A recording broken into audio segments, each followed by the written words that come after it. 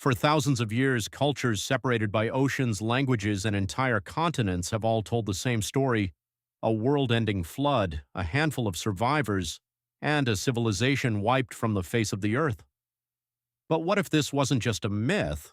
What if the flood really happened, and the world we know today is built on the ruins of something far older?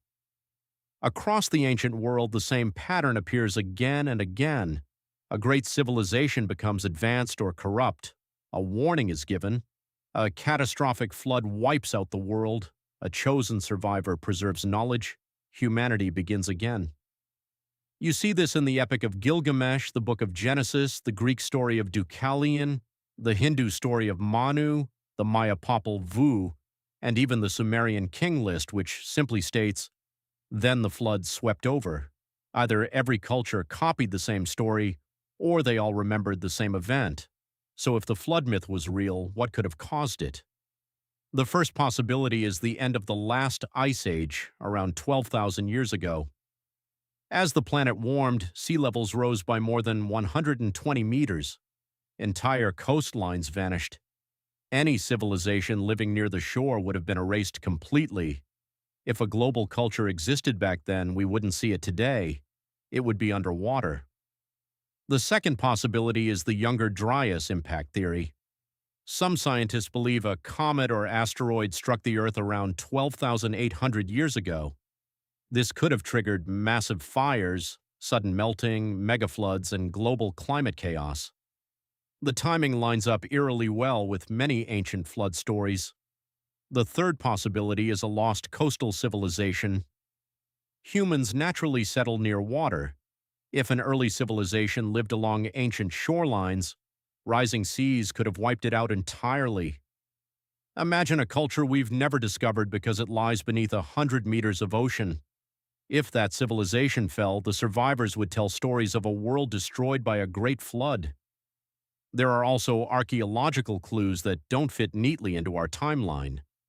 Göbekli Tepe, for example, was built around 11,600 years ago, right at the end of the Ice Age. It appears suddenly fully formed with advanced stonework and no earlier prototypes.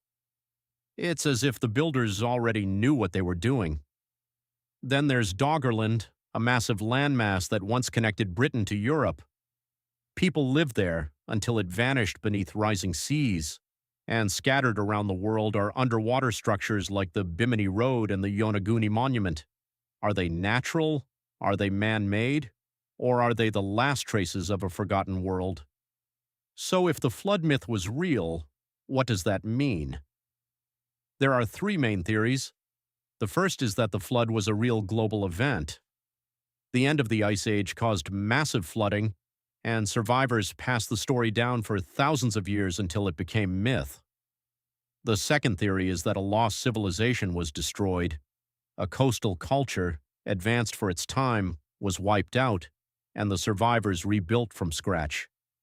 This could explain sudden jumps in ancient knowledge, advanced stonework appearing out of nowhere, and global myths with the same structure. The third theory is that the flood was both real and symbolic. A real disaster happened, but it also represented the end of an age, a reset, a rebirth of humanity. This is why the story is so universal. It's both history and metaphor. So what if the flood myth was real? Maybe it was a natural disaster. Maybe it was the end of a forgotten civilization. Or maybe it was something far stranger, a memory of a world we no longer understand. But one thing is certain. The flood myth isn't just a story. It's a message carried across thousands of years from people who lived through something extraordinary. And the real question is, what else did they know that we've forgotten? But there's one more layer to this mystery, something rarely discussed. If the flood myth is a memory of a real event, then it means ancient people were not primitive storytellers. They were witnesses, survivors, record keepers of a catastrophe so massive it reshaped the world. And when you look at the timing, something strange happens. The end of the Ice Age, the rise of sea levels, the disappearance of coastal settlements, the sudden appearance of advanced sites like Göbekli Tepe, all of it happens within the same narrow window of time. It's as if humanity went through a reset, a collapse, a rebirth. Some researchers believe this is why ancient cultures speak of the world before and the world after, why they talk about lost ages, forgotten knowledge, and civilizations wiped clean. Maybe they weren't imagining a mythical past. Maybe they were remembering it. And if that's true, then the flood myth